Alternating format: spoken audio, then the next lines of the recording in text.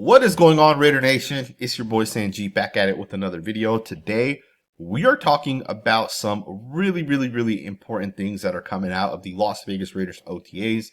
The Raiders are wrapping up OTAs here this week, and then they'll have mandatory minicamp coming up in about 7 days from now before training camp eventually starts, couple weeks after that.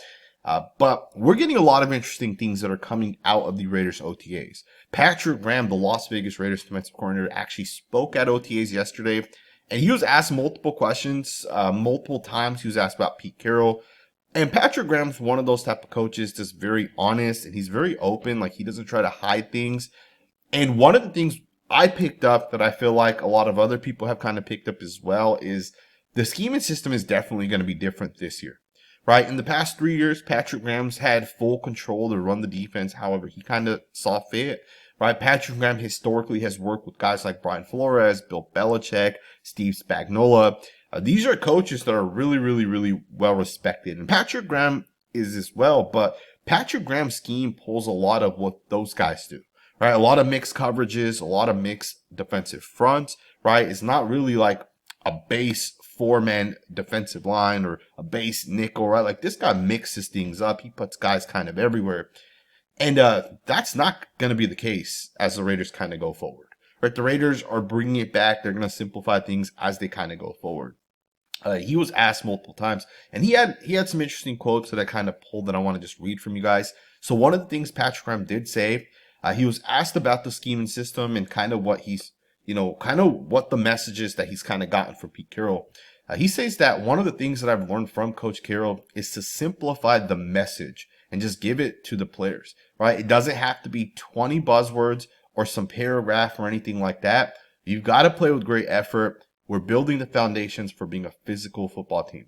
To me, there's two things right there that Patrick Graham's just being honest about, right? The first is that we're building the foundation to be a physical football team. And this is not surprising by any means because the Raiders are switching to a cover 3 scheme this season, right? You can just tell by the guys that we've signed. You can tell by the guys that we've drafted, the guys that are running out there with the first team unit. You can tell it just has the makeup of a cover 3 defense. If you guys think back to when the Raiders had Gus Bradley, remember how the Raiders, drafted Divine Diablo as a former safety, put him in at linebacker. They started getting bigger with some of the corners that they bring in. Trayvon Merrick in his rookie year is literally just a post safety under Gus Bradley. Like, the guy came into the NFL as a guy who, he played in the slot. He's the guy that played the split safety look. He played the post safety in college as well, but like, he did so many different things. And then Gus Bradley put him in one position for most of his rookie season, which kind of limited him a little bit. Because Trayvon Merrick did get a lot better under Patrick Graham. But Patrick Graham's telling us that we are basically changing things up. And another thing he said is, we don't need 20 buzzwords, right? We're going to basically simplify things. We're going to simplify the message. And that's another important context right there, because if you guys think about this, right? There was a time when the Raiders had Paul Guenther back in 2018, 2019 under John Gruden. And one of the things that I believe it was I forget who it was. It may have been Will Compton, the linebacker that the Raiders had. He may have been the guy that told this story, but one of the former Raiders players told the story of when they got here under Paul Guenther. They were very confused, right? Like, Paul Guenther would have like 80 calls for third down defenses. He'd have like 50 red zone calls, right? He would just confuse the hell out of people because he had way too many calls out there. And Patrick Graham is a guy that generally does have a lot of different calls, but Patrick Graham knows how to also install a defense. Paul Guenther really didn't. That was kind of the difference of why one guy's been pretty good. The other guy was really bad. But outside of that, Graham's now telling us we don't need 20 buzzwords. We don't need that anymore, right? Instead, we're going to basically simplify things. We're going to say, hey, it's a cover 3, and maybe the linebacker drops back 15, has a 15-yard drop. Maybe it's a long situation or it's a 12-yard drop, right? Like, it'll be a lot more simpler as we kind of go forward, and we just want great effort. That's what we want out of these guys. To me, that tells me the Raiders are definitely going to simplify the defense. They're going to go to a cover 3 heavy defense. And again, it won't be cover 3 100% of the time, right? Like, even though you're a cover 3 heavy defense, right? The way Dan Quinn runs a cover 3 heavy defense, you're still going to play cover 2. You're still going to play, other cover 6 and those type of things. And then even if you are playing cover 3, sometimes you might even show cover 2 and one safety comes down while the other rotates into that post look, right? So even though it's a cover 3, there'll be a lot of different elements that kind of happen within it. But to me, it's very, very clear that's the way the Raiders are headed. So the scheme that the Raiders are going to run will be different as we kind of go forward. Now, he also said one other thing, which definitely tells me, once again, it's a cover 3 defense. Yeah, and this is kind of like a philosophy thing. He said that we want to make sure we make the offense earn it, right? No easy plays. You got to take away the seams. You got to take away posts. You can't let them run the ball around the edges, right? That's kind of what we want to do on the defensive side, right? So that statement, once again, is telling me that the Raiders are switching to a cover 3, because in a cover 3, the way to beat a cover 3 is you look at those seam routes, right? You look at the over routes or the post routes as well. And, you could even run a corner route if you really wanted to beat a cover 3 with the guy running deep. But what Patrick Graham is saying is you got to take away the easy stuff, right? The stuff that we know essentially beats cover 3, right? You don't want to allow a guy to beat you in the seams. You want to take away those post routes or those over routes. And you don't want to let them run the ball around the edge. And a cover 3, if you're a cover 3 defense, that's kind of what you're focused in on, right? You're putting 8 guys in the box, so you're not going to let these guys run the ball, especially not on the outside. And then at the same time, taking away the seams. If you're going to beat a cover 3, remember, if you put 2 wide receivers on the left side of the field, an outside guy, an inside guy, the defense will match it with 2 guys on the other side of that.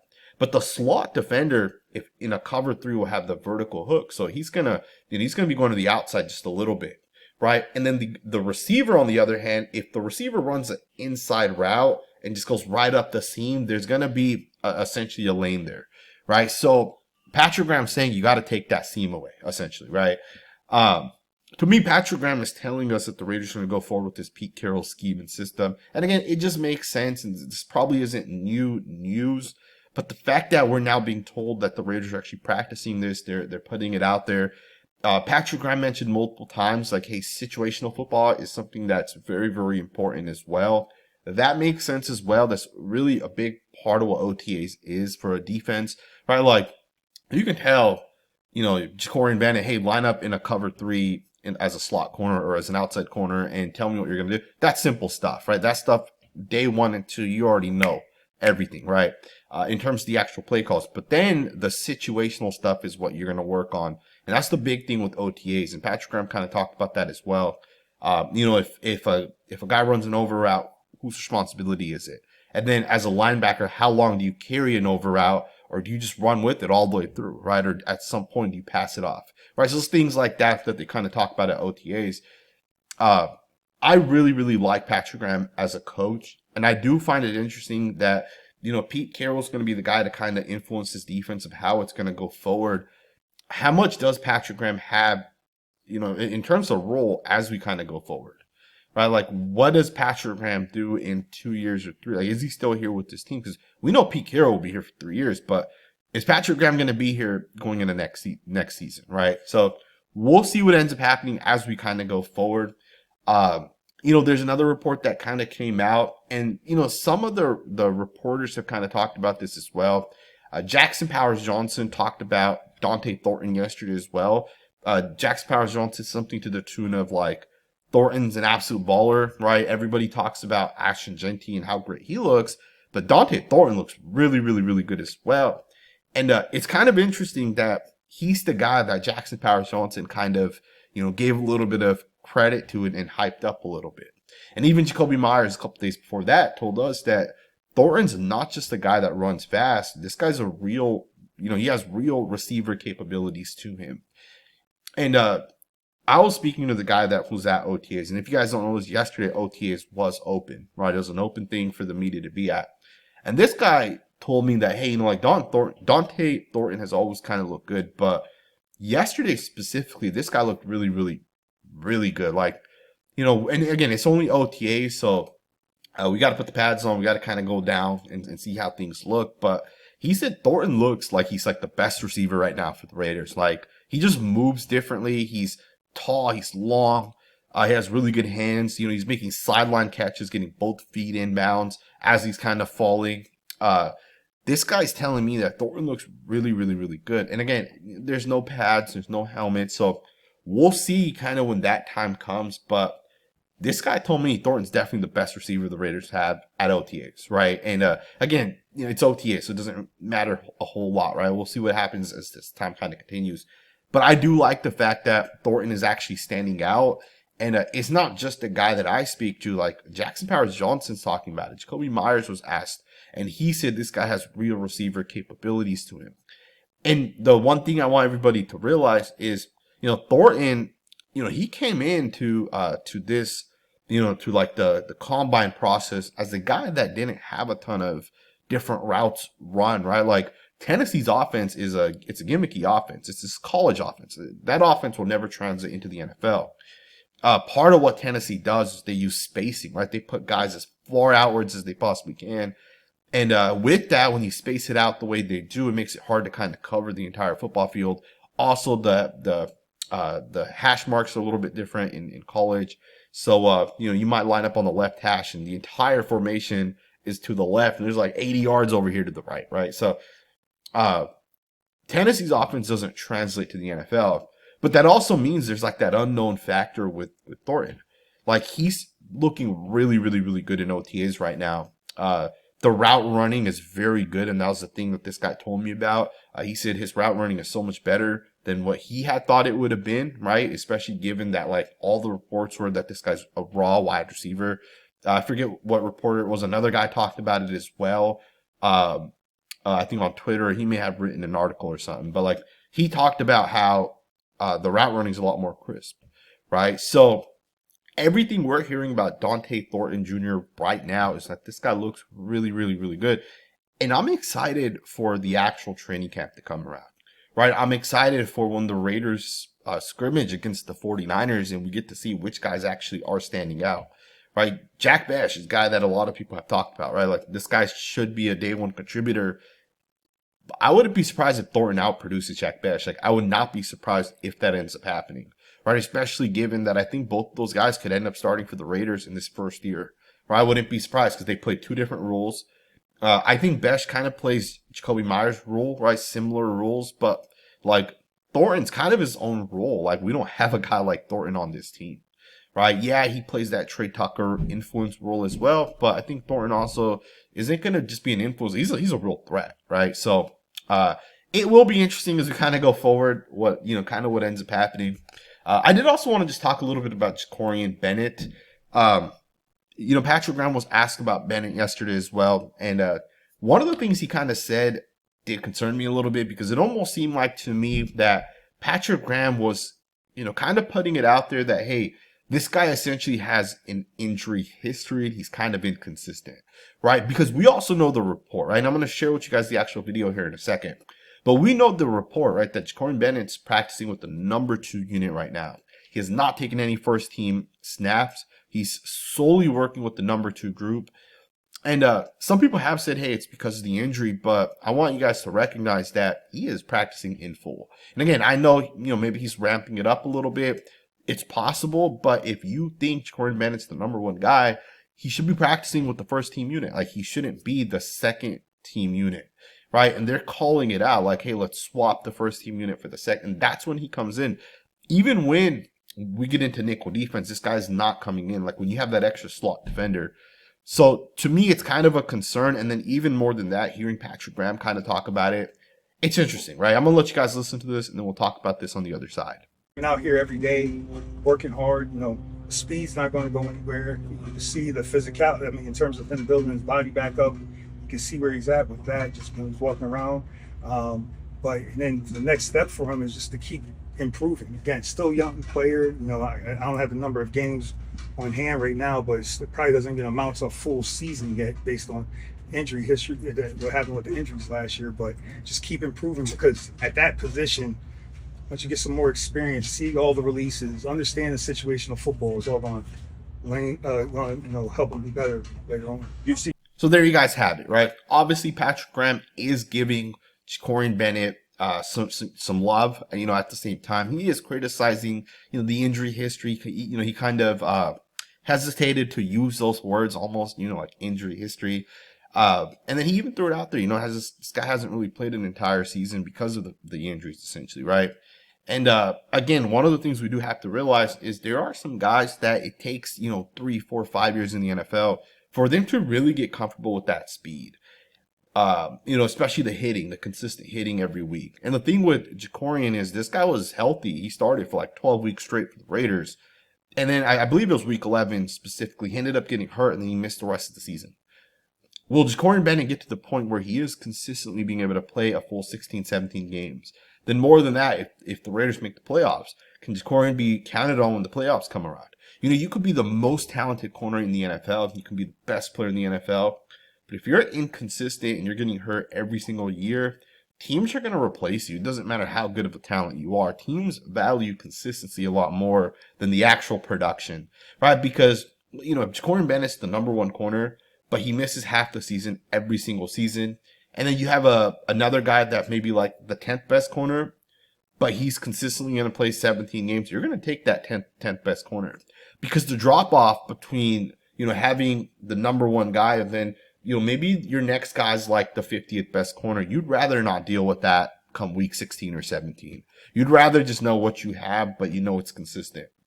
And at the moment, Jakorian Bennett's not consistent. And again, I think for the Raiders, you got to figure out if he can play that stretch, right? Because we know the talent is there. And even Patrick Graham is saying it, as you play more games, as you play more years, you learn like what the offense is doing, right? You learn like the route tree that the receivers are running. And, you just start to pick it up. And that's why, generally speaking, if you're a corner that plays, 7 years in the NFL, you probably play like 12, right? Because once you get to that point where you played 7 years, you've seen enough where now you can be consistently relied upon, right? And again, I think for the Raiders, can Jakorian Bennett be trusted out there, right? And I think it's just something to kind of keep in mind as we kind of go forward. I want to wrap it up. There's 2 videos that I want to share with you guys. The first one is going to be a route where Ashton Jeanty is essentially going to be running here. Very, very interesting route. So it is out of shotgun. And I find it interesting because on this play, Geno Smith does roll to the right before he comes back and throws it to the left. To me, that's interesting, right? Because look, let me back this up really quickly. So first and foremost, it is out of shotgun. You can see both these guys are in shotgun. Geno Smith's going to get the snap here. And then look at him roll to the right. He's going to run right. That's interesting, right? That's an interesting route concept and design that these guys are practicing. Usually you're not doing that. And then another thing with this play is this is a deep designed play, right? So like, Ashton Jeanty's going to essentially run to the left, but he's going to turn this up and essentially run a wheel. So this is a shot play essentially that the Raiders are going to design. I guarantee we're going to score a touchdown on this play or pick up like 30 yards at some point in the middle of the season, right? Guarantee you guys this play is a play that the Raiders will run. And here's the thing with why Geno Smith's running to the right. So let's say the defense is in a cover 2 or whatever it is, cover 1, right? They're in a cover 1, and that's a man-to-man defense. This is when you'd want to run that play, right? This is a perfect moment to try to run that play because when Geno Smith rolls here to the right, if you're a safety in the middle of the field and the quarterback rolls, to the safety, it'd be to his left, quarterback's right. So when the safety sees that quarterback starts running that way, he's going to open his hips up and he's going to start to look over here to the left, like where's the ball going? And you're not worried about that running back to the other side of the field. Now with Ashton Jeanty's route, when this guy turns this route to the left here, right there, as soon as he starts running this part of his route, the linebacker that's running with them is going to keep his hands on Jeanty, but he's going to start looking over here to the left. He's going to start looking for that football, right? He's going to start getting his eyes into the backfield. And then with that, Jeanty's going to turn this upfield, and that's going to get the linebacker lost.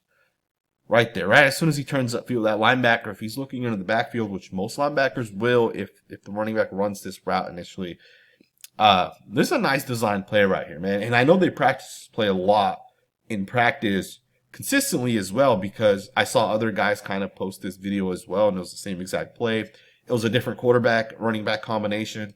But again, it's an interesting play, right? So we will talk about this play when that moment happens. We'll come back to this video as well. And then let's wrap it up, man. We got the final video that I kind of want to show you guys.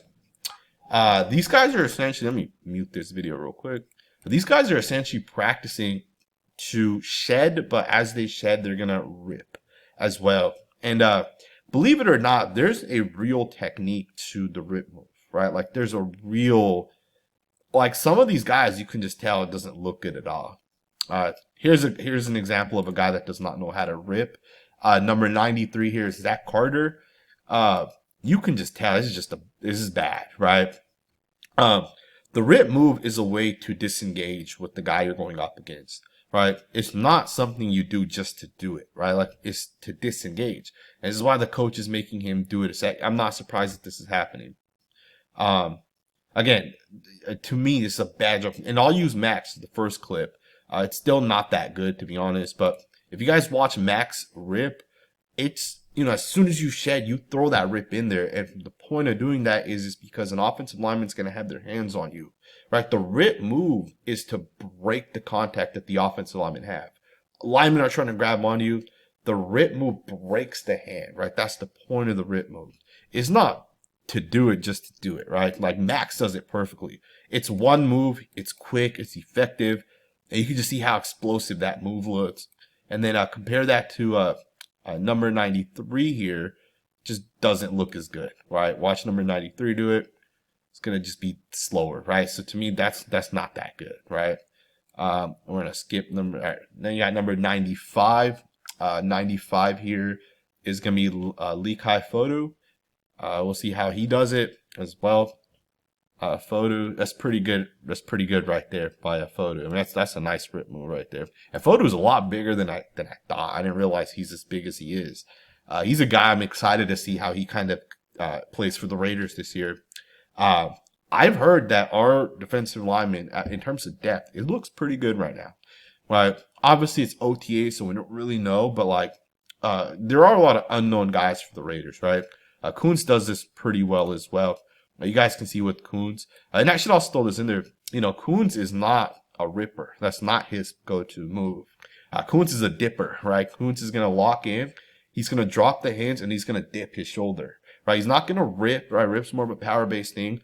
Koonce is going to dip. He's going to jump back maybe and make a guy miss, right? He's a guy that's going to use his speed. But he does a pretty good job with the rip as well. You can tell it's all like one move. It's powerful. It's explosive. I love Koonce, man. I think he's going to be really, really, really good for the Raiders. Here's Tank Booker. He does a really nice job with the rip move as well. You can see he gets his arms all the way up there. I forget who it is. I think it's Kobe. It's not Kobe Bryant. I forget who. Kobe Turner, the defensive tackle of the Pittsburgh Steelers. If you guys don't know who he is, I think it's Kobe Turner. Don't quote me on that. But I think he's about to go into his third year. The guy has an elite rip move. Like, if you guys want to watch how to properly rip, watch that guy's rip. I'm sure someone's talked about it on like Twitter. You can probably just put in the guy's name and then put in Twitter. It'll probably come up. He does a really good job with the rip move. Like, arguably the best rip move you will see in the NFL. It's so effective. He's a good football player as well. Number 97 does a pretty good job as well. That's Tonka Hemingway. He's long, man. Look at those arms. Absolutely long. That's a pretty good job right there. You got number, who is this coming up here? Is that number 96? Number 96 here for the Raiders is Jonah Laulu. Number 96, let's see how his rip move looks. That's a terrible rip move. It's one of the worst rip moves I've ever seen. I'm not surprised he's doing it again. Again, it might not mean anything. It might not translate into anything. But I'll be honest, guys. You know, I'm an O-line, D-line guy. I watch this stuff. I've coached, right? I've coached. And even when I was at the Hula Bowl, I was helping coach some of the defensive linemen. And you can just tell with certain guys that are just faster and they just get it. Versus other guys sometimes don't get it. And I wish we saw Tyree Wilson's. I hate that the video ends right here the way it ends. But Tyree Wilson doesn't really know how to. He's not great with his hands. He's a power-based guy, but he's a guy that's, you know, on the developmental side. But anyways, you know, even at the Hula Bowl, when I was at the Hula Bowl, I was coaching some of the defensive linemen, and you could just tell which guys like understood and which guys did not, right? And one of the things that some of the coaches even were talking to some of the defensive linemen there about was, the best defensive linemen, and I agree 100% with this, the best defensive linemen they just move well, right? Like the arms, like the ripping, the swiping, it all just comes natural, right? Like it's not something you have to think about. Like if you have to shed a guy and then you got to do this just to do it, like it's not natural. It's not going to be effective. Maxx Crosby is very natural in his movement, right? Maxx Crosby has multiple pass rush moves and he practices it, right? And it becomes natural if you practice it enough. And not just practice the movement, right? It's practicing to make it natural for you, right? And, there are some guys at the Hula Bowl that they look good, right? And there's other guys that do not look as good, right? And again, sometimes you just know how to do it, sometimes you don't.